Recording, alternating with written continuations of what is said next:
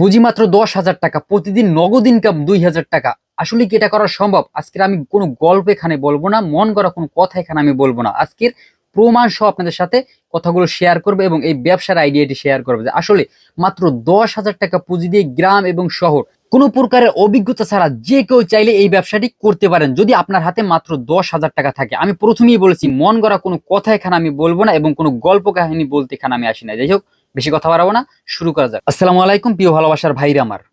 পুঁজি মাত্র 10,000 টাকা, গ্রাম এবং শহরে কোনো প্রকার অভিজ্ঞতা ছাড়া চাইলে এই ব্যবসাগুলো শুরু করতে পারবেন, যদি আপনার সেই ইন্টারেস্ট থাকে বা আপনার ব্যবসা করার মন মানসিকতা থাকে। যাই হোক, দেখেন যে ব্যবসাটি কি, বর্তমানে কিন্তু গরমের সময় গরমকে টার্গেট করে কোন প্রোডাক্টটি সব থেকে বেশি চলে? হ্যাঁ, পুঁজি কিন্তু 10,000 টাকা মাথায় রাখতে হবে, কারণ 10,000 টাকা দিয়ে তো আর লাখ টাকার ব্যবসা করা যাবে না। তো যাই হোক, পুঁজি কম হোক কিন্তু ইনকামটা বেশি হতে হবে। দেখেন যে এই গরমের সময় যারাই পানির ব্যবসা করে তারাই কিন্তু এখানে ভালো প্রফিট করে। এখন আপনি বলবেন ভাই 10,000 টাকা দিয়ে আমি কি করে পানির ব্যবসা করবো? হ্যাঁ, আমি সেই বিষয়টি ক্লিয়ার করব। দেখেন যে 10,000 টাকা পুঁজি দিয়েও পানির ব্যবসা করা যায় এবং প্রতিদিন নগদ ইনকাম করা যায়। 2 থেকে 3 হাজার টাকা মানুষ অ্যাভেলেবেল ইনকাম করতেছে।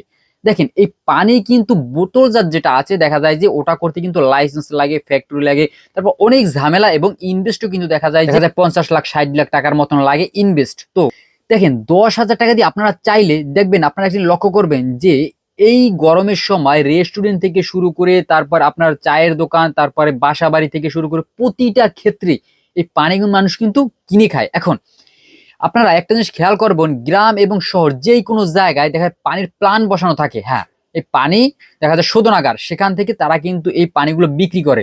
20 লিটারের একটা মজার বিষয়, 20 লিটারের একটি পানির ঝাড় তারা বিক্রি করে 8 থেকে 10 টাকা। এখন ওই 20 লিটারের একটি পানির ঝাড় যারা ক্রয় করে দেখা যায় 8 থেকে 10 টাকায়, তারা এনে বিক্রি করে 30 টাকা। বিষয়টা বোঝেন যে 30 টাকায় বিক্রি করে 8 টাকায় কিনা 2 টাকা খরচা ধরি, তাও দেখা যায় যেখানে তাদের 20 টাকা কিন্তু প্রফিট হইতেছে। এটা কিন্তু মন করা কোনো কথা না, আপনারা অস্বীকার করতে পারবেন না।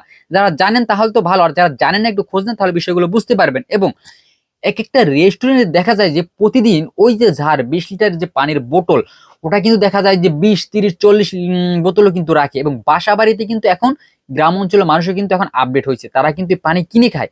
অনেক জায়গায় দেখবেন টিউবওয়েলের পানি, ভালো পানি পাওয়া যাচ্ছে না, তারা কিন্তু পানিগুলো কিনে খায়। দেখা যায় 20 লিটার পানির বোতল এটা 2টা 3টা করে রাখে, একবারে একটা রাখলেও কিন্তু এনাফ। তো যাই হোক, তো এটা কিভাবে করবেন?